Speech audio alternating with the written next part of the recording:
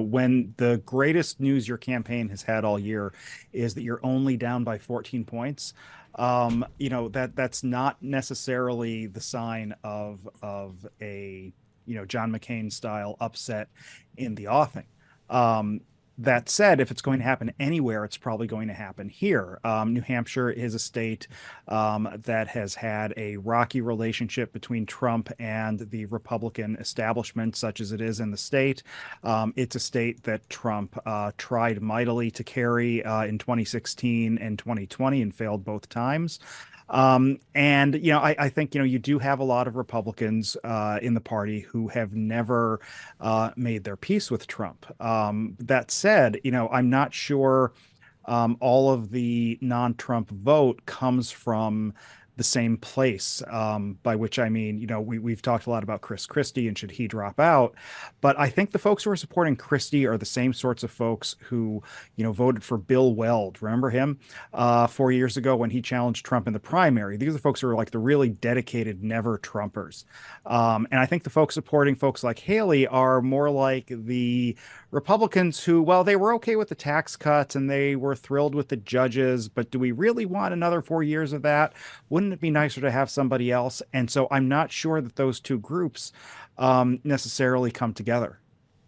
So that sounds like a real limit on the ability of Nikki Haley to get Chris Christie's votes. I mean, I can't ask you to give me a percentage if Chris Christie drops out, how much goes to Nikki Haley. But does it go somewhere else? Is it clear who specifically benefits if Christie were to drop out?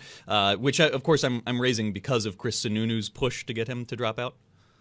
Right. And there's really no logical place. I mean, I guess maybe some of those folks do go to Haley if they see her as the strongest opponent. But I think one of the stumbling blocks for this suggestion that Christie should drop out and endorse Haley is, I think Christie is pretty dedicated never Trumper at this point. And I think his concern, if he were to drop out and endorse someone else, is what if that candidate loses? Are they willing to endorse Trump and support Trump? And I think that would be a deal breaker for him. And we've had lots of indications from Haley that, she's not going to go all the way to the extent of not supporting Trump if he does wind up with the nomination this time around. I think she's made noises about being willing to pardon him for various offenses as well. These aren't the sorts of things you say if you're prepared to throw the guy overboard if you lose to him. So I think bringing those different groups of never Trump Republicans and lukewarm on Trump Republicans and pro Haley Republicans, it's just it's not as straightforward as simply, okay, Christie has 12, we add his 12 to Haley's 30, suddenly we've got a 44-42 race. Tell me a little more about the identity of the New Hampshire Republican primary voter specifically. I'm thinking of somewhat of a libertarian bent, but I mean, you touched on it with Trump's history there. What do we learn about Trump's place or any candidate's place in the broader Republican field based specifically on this New Hampshire Republican primary electorate? Yeah, New Hampshire Republicans are really something of an outlier in the national party these days. As you said, the party has a real libertarian bent to it.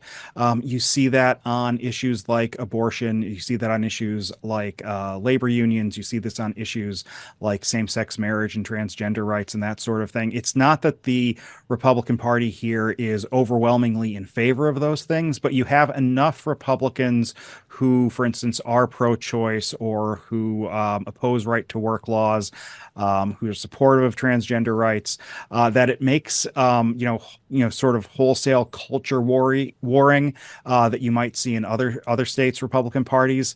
It makes it a lot harder to pull off here. The folks here who are Republicans, a lot of them tend to be much more in the sort of old guard Yankee Republican mold than they are with rhetorical bomb throwing, culture warring sorts of Republicans that you see increasingly in other parts of the country these days.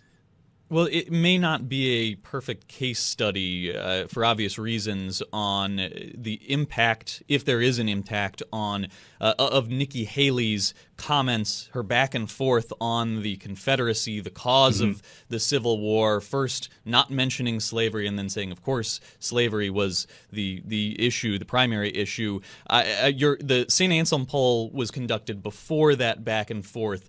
I mean, just with your understanding of the voters, the numbers at play there, would you expect her to take much of a hit among New Hampshire Republican primary voters based on that flub? I think there's a little bit of a hit. I think she has time to recover. I think what was dangerous about that for her is that, this is a question everybody knows the answer to. It's slavery. Homer Simpson knows the answer to that question. If you remember the episode where he was helping Apu pass his citizenship test. To not say slavery and then try to say, oh, well, it was the federal government overstepping its bounds and everything. Nobody believes that she believes that. So I think it looked like pandering. It looked like pandering to an audience that isn't really present here, but might be more of a factor in subsequent contests. And I think it just sort of, a big part of her pitch has been, look, I'm a truth teller. I'm going to be a straight shooter with you, that sort of thing. And then to completely flub what caused the Civil War is just, not a great look. That said, I think this is probably something that reporters cared about more than voters. And my guess is that when people finally vote 3 weeks from today, that there will not be a whole lot of voters who, go into the voting booth and they're prepared to fill in the circle for Nikki Haley and say, oh, but wait, she said something silly about the Civil War back in December. I think that voter is one guy named Phil. Real quick before we have to go, can you make a prediction yet? Who's the real front runner in New Hampshire? I think the real front runner is still Donald Trump. And I say that because as much as we've had some good polls for Haley, the good polls have her, down by 14 points.